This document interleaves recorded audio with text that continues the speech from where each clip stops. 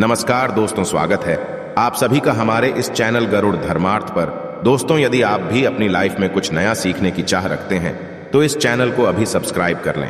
दोस्तों, भगवान श्री हरि विष्णु जी और मां लक्ष्मी की कृपा पाने के लिए एकादशी सबसे बड़ा व्रत माना जाता है।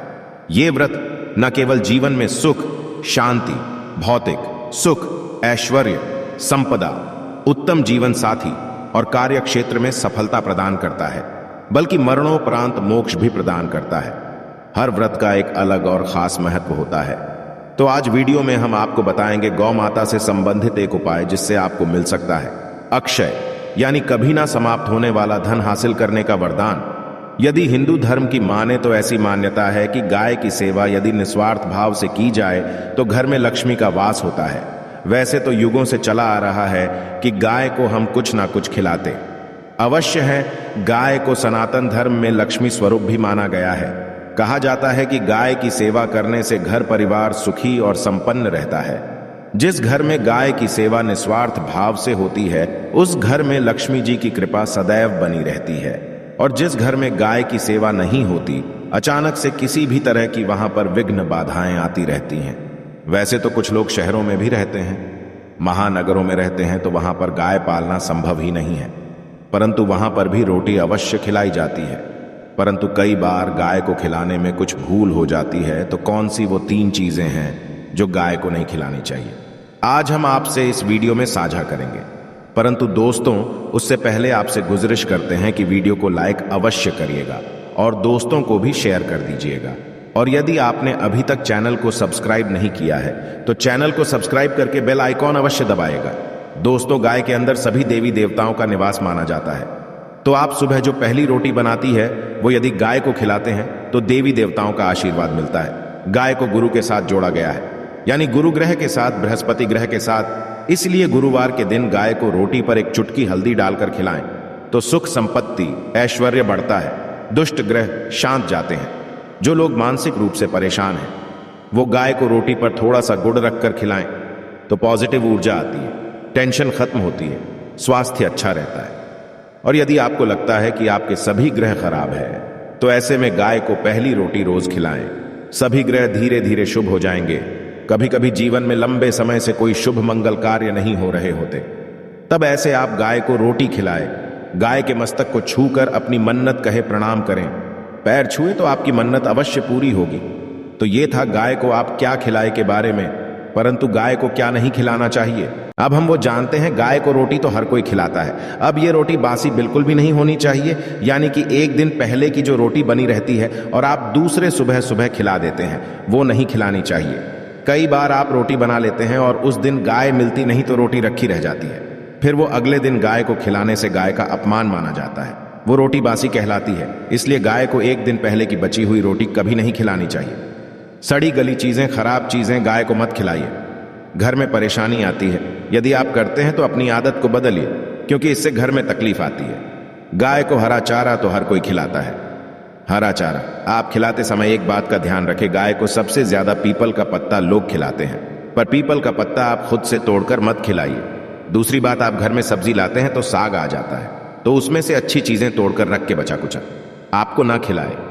आप जो देंगे वो गाय खा लेगी, परंतु थोड़ी सी कुछ अच्छी चीजें मिलाकर गाय को खिला दीजिएगा तो ज्यादा फायदा होगा। गाय को दूध नहीं पिलाना चाहिए। आप दही, चावल खिला सकते हैं, परंतु दूध ताजा हो या बचा हुआ भूल कर भी गाय को मत पिलाइए। तो 3 चीजें गाय को नहीं खिलानी है। एक तो बची कुची रोटी नहीं खिलानी है। कोई भी अनाज बच जाए उसे दूसरे दिन गाय को नहीं खिलाना है। जैसे बच जाता है, रोटी बच जाती है, और आप यदि चारा खिलाते हैं उन्हें तो सड़ा गला मत खिलाइए। और यदि खिलाते हैं कोई चीज तो उसके साथ कुछ अच्छी चीजें मिला लें। और गाय को दूध भी नहीं पिलाना है। ये चीजें बिल्कुल भी नहीं खिलाएं, नहीं तो घर में गरीबी आती है। माता आपके घर में वास करना छोड़ देती है। 84 लाख योनियों के सफर करके आत्मा अंतिम योनि के रूप में गौ का रूप धरती है। गाय योनियों का वो पड़ाव है जहां आत्मा विश्राम करके आगे की यात्रा शुरू करती है। दोस्तों, गाय का कोई अपशगुन नहीं होता है। जिस भूभाग पर मकान बनाना हो वहां पर यदि आप 15 दिन के लिए गाय और बछड़ा बांध देते हैं तो वो जगह पवित्र हो जाती है। भूभाग से बहुत सारी आसुरी शक्तियों का नाश हो जाता है, क्योंकि गाय में पॉजिटिव ऊर्जा का भंडार माना गया है। गाय का मार्ग रोकना, यदि आप कहीं भी जा रहे हैं और गाय माता आपका मार्ग रोक दे तो ये बहुत ही शुभ माना जाता है।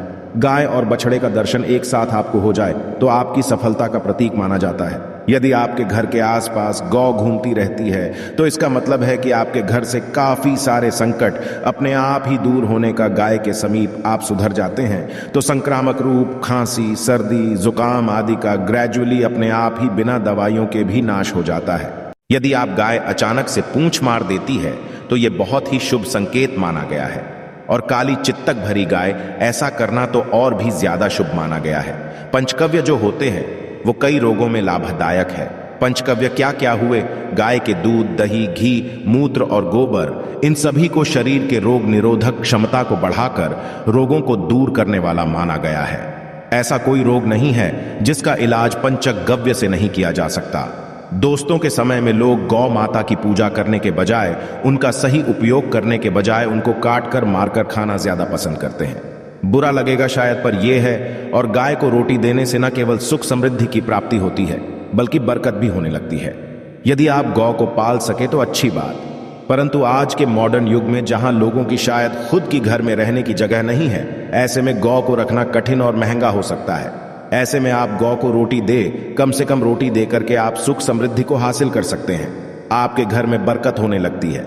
हमारे बुजुर्ग सदैव से कहते आए कि गाय को रोटी खिलानी चाहिए, परंतु समय स्थिति के चलते गाय की सेवा हर कोई नहीं कर पाता।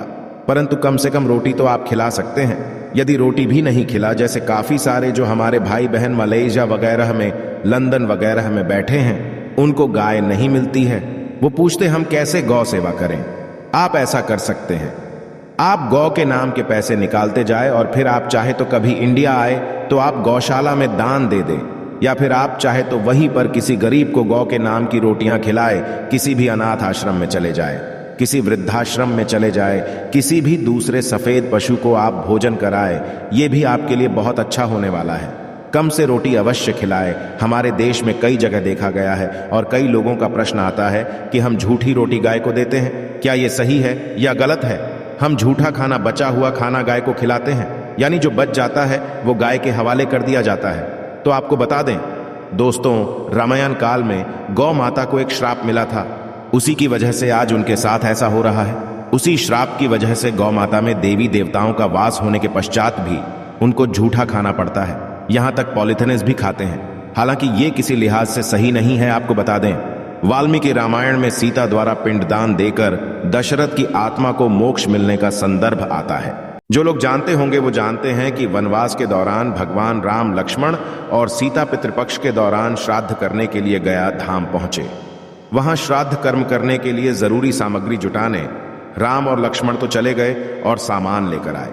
इधर दोपहर हो गई, पिंडदान का समय निकलता जा रहा था। सीता मां घबराने लगी। तभी दशरथ की आत्मा दान की मांग कर दी। अब गया जी के आगे फल्गु नदी पर अकेली सीता जी मुश्किल में पड़ गई। उन्होंने फल्गु नदी के साथ वट वृक्ष, केतकी के फूल और गाय को साक्षी मानकर बालू का पिंड बनाया और स्वर्गीय राजा दशरथ अपने ससुर के निमित्त पिंडदान कर दिया। थोड़ी देर में भगवान राम और लक्ष्मण जब लौटे तो उन्होंने कहा, समय निकल जाने के कारण मैंने पिंडदान कर दिया। बिना सामग्री के पिंडदान कैसे हो सकता है? इसलिए राम जी ने सीता मां से प्रमाण मांगा। तब सीता माता ने कहा कि जो फल्गु नदी की रेत है, केतकी के फूल है, गाय है और वटवृक्ष है, जो मेरे द्वारा किए गए श्राद्ध कर्म की गवाही दे सकते हैं। इतने में फल्गु नदी, गाय और केतकी तीनों इस बात को मुकर गए। उन्होंने कहा, सीता मां झूठ बोल रही है, सिर्फ वटवृक्ष सही बात कही। तब सीता जी ने दशरथ का ध्यान करते हुए उनसे ही गवाही देने की प्रार्थना करी। दशरथ जी ने सीता मां की प्रार्थना को स्वीकार करके घोषणा की कि ऐन वक्त पर सीता ने मुझे पिंडदान कर दिया। इस पर राम आश्वस्त हुए, परंतु तीनों गवाहों द्वारा झूठ बोलने पर सीता जी उनसे क्रोधित हो गई और उन्हें श्राप दिया।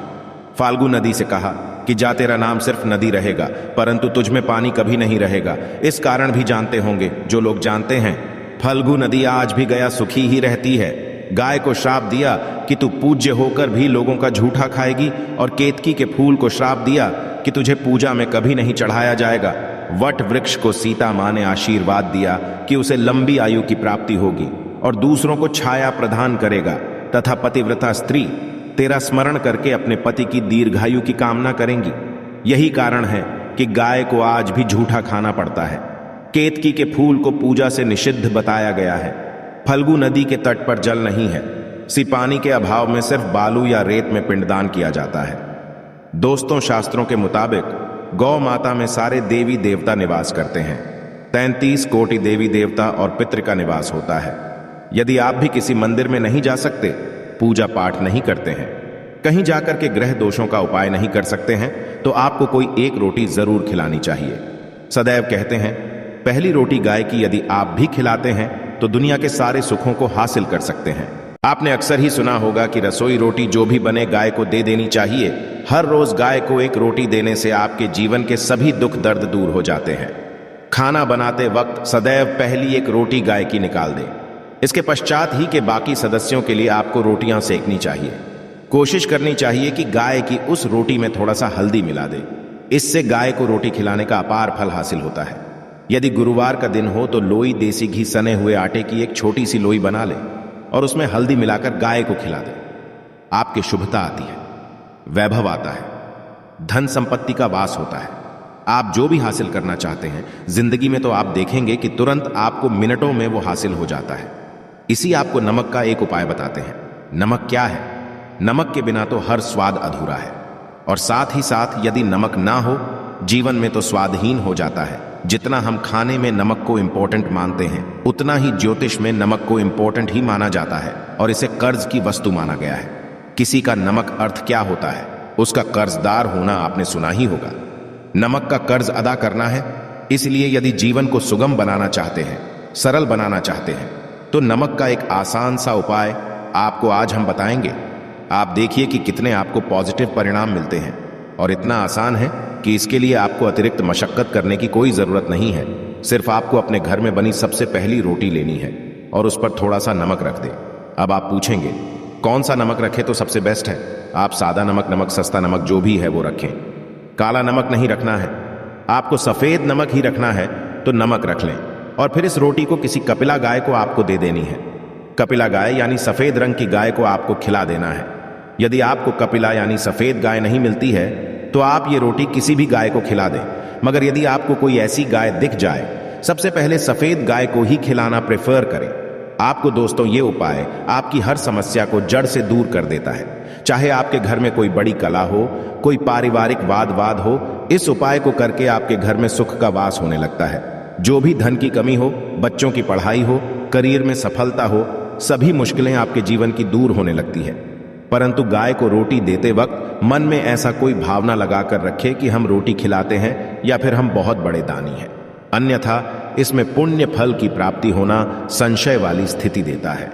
गाय को रोटी खिलाने से नियम से बरकत के अलावा आप देखेंगे धन संपत्ति में दिनों दिन बढ़ोतरी होने लगती है और आपके घर के ग्रह दोषों से आपको मुक्ति मिलती है। यदि आपके भी में धन की कमी है तो आपको यह उपाय जरूर करना चाहिए। किसी भी दिन करें।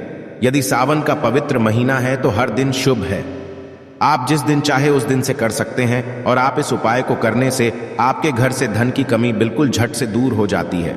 तो ये उपाय आप अवश्य कर लीजिए। आशा है कि आज की इस प्रस्तुति में बताई गई जानकारी आपको अच्छे से समझ आ गई होगी। वीडियो अच्छा लगा हो तो एक लाइक अवश्य कर दें। धन्यवाद वीडियो के अंत तक बने रहने के लिए।